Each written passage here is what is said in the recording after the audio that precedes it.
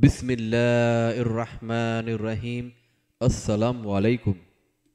آج میں بیان کروں گا پیغمبر حضرت لوط علیہ السلام اور آپ کی قوم کا۔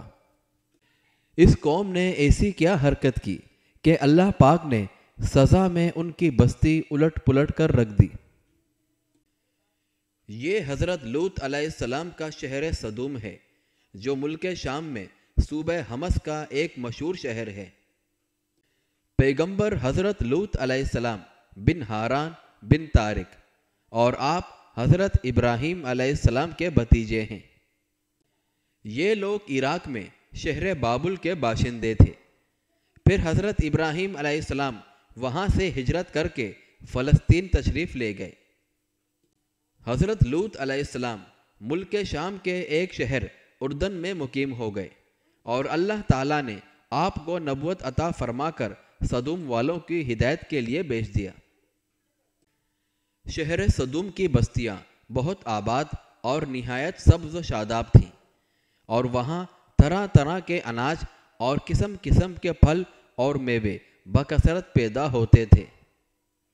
شہر کی خوشحالی کی وجہ سے اکثر جا بجا کے لوگ مہمان بن کر ان آبادیوں میں آیا کرتے تھے، اور شہر کے لوگوں کو ان کی مہمان نوازی کا بار اٹھانا پڑتا تھا۔ اس لیے شہر کے لوگ مہمانوں کی آمد سے بہت ہی کبیدہ خاطر اور تنگ ہو چکے تھے، مگر مہمانوں کو روکنے اور بھگانے کی کوئی صورت نظر نہیں آ رہی تھی۔ اس ماحول میں ابلیس ایک بوڑھے کی صورت میں نمودار ہوا اور ان لوگوں سے کہنے لگا کہ تم لوگ مہمانوں کی آمد سے نجات چاہتے ہو، تو اس کی یہ تدبیر ہے کہ جب بھی کوئی مہمان تمہاری بستی میں آئے تو تم لوگ زبردستی اس کے ساتھ بدفعلی کرو۔ چنانچہ سب سے پہلے ابلیس خود ایک خوبصورت لڑکے کی شکل میں مہمان بن کر اس بستی میں داخل ہوا اور لوگوں سے خوب بدفعلی کرائی۔ اس طرح یہ فعل بد ان لوگوں نے شیطان سے سیکھا۔ پھر رفتہ رفتہ اس برے کام کے یہ لوگ اس قدر عادی بن گئے کہ عورتوں کو چھوڑ کر مردوں سے اپنی شہوت پوری کرنے لگے، جیسا کہ سورہ اعراف میں اللہ تعالیٰ فرماتا ہے، کیا تم لوگ بے حیائی کرتے ہو جو تم سے پہلے جہاں میں کسی نے بھی نہیں کی؟ تم مردوں کے پاس شہوت سے جاتے ہو عورتوں کو چھوڑ کر، بلا شبہ تم لوگ حد سے گزر گئے ہو۔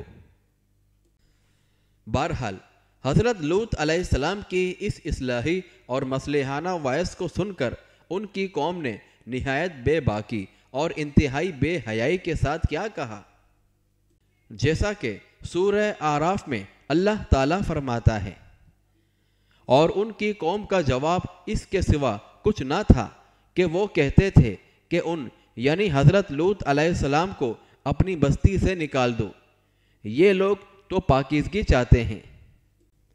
بہرحال جب قوم لوط کی سرکشی اور بدفعلی قابل ہدایت نہ رہی تو اللہ تعالیٰ کا عذاب آ گیا۔ چنانچہ حضرت جبرائیل علیہ السلام چند فرشتوں کو ہمراہ لے کر آسمان سے اتر پڑے۔ پھر یہ فرشتے مہمان بن کر حضرت لوط علیہ السلام کے پاس پہنچے۔ یہ سب فرشتے بہت ہی حسین اور خوبصورت لڑکوں کی شکل میں تھے۔ ان مہمانوں کے حسن و جمال کو دیکھ کر اور قوم کی بدکاری کا خیال کر کے حضرت لوط علیہ السلام بہت فکر مند ہو گئے۔ تھوڑی دیر میں قوم کے بدفعلوں نے حضرت لوط علیہ السلام کے گھر کا محاصرہ کر لیا اور ان مہمانوں کے ساتھ بدفعلی کے ارادے سے دیوار پر چڑھنے لگے۔ حضرت لوط علیہ السلام نے نہایت دل سوزی کے ساتھ ان لوگوں کو سمجھانا اور اس برے کام سے منع کرنا شروع کر دیا، مگر یہ بدفعل اور سرکش قوم اپنے بے ہودہ جواب اور برے اقدام سے باز نہ آئی، تو آپ نے اپنی تنہائی اور مہمانوں کے سامنے رسوائی سے تنگ دل ہو کر غمگین و رنجیدہ ہو گئے۔ یہ منظر دیکھ کر حضرت جبرائیل علیہ السلام نے فرمایا کہ اے اللہ کے نبی، آپ بالکل ہی کوئی فکر نہ کریں، ہم لوگ اللہ تعالیٰ کے بھیجے ہوئے فرشتے ہیں جو ان بدکاروں پر عذاب لے کر اترے ہیں۔ لہٰذا آپ مومنین اور اپنے اہل و عیال کو ساتھ لے کر صبح ہونے سے قبل ہی اس بستی سے دور نکل جائیں، اور خبردار کوئی شخص پیچھے مڑ کر اس بستی کی طرف نہ دیکھیں، ورنہ وہ بھی اس عذاب میں گرفتار ہو جائے گا۔ چنانچہ حضرت لوط علیہ السلام اپنے گھر والوں اور مومنین کو ہمراہ لے کر بستی سے باہر نکل گئے۔ پھر حضرت جبریل علیہ السلام نے اس شہر کی 5 بستیوں کو اپنے پروں پر اٹھا کر آسمان کی طرف بلند ہوئے، اور کچھ اوپر جا کر ان بستیوں کو الٹ دیا، اور یہ آبادیاں زمین پر گر کر چکنا چور ہو کر زمین میں بکھر گئیں۔ پھر کنکر کے پتھروں کا مینا برسا، اور اس زور کی سنگباری ہوئی کہ قوم لوط کا ایک ایک آدمی مر گیا، اور ان کی لاشیں بھی ٹکڑے ٹکڑے ہو کر بکھر گئیں۔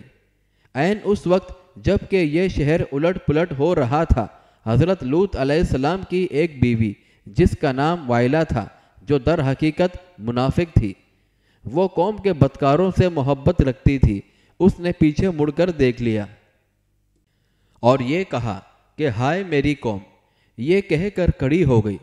پھر عذاب الہی کا ایک پتھر اس کے اوپر بھی گر پڑا، اور وہ بھی ہلاک ہو گئی۔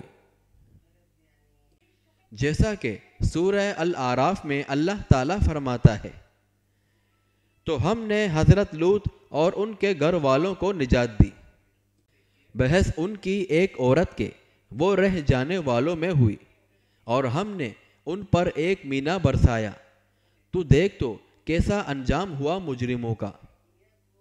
بہرحال جو پتھر اس قوم پر برسائے گئے وہ کنکروں کے ٹکڑے تھے، اور ہر پتھر پر اس شخص کا نام لکھا ہوا تھا جو اس پتھر سے ہلاک ہوا۔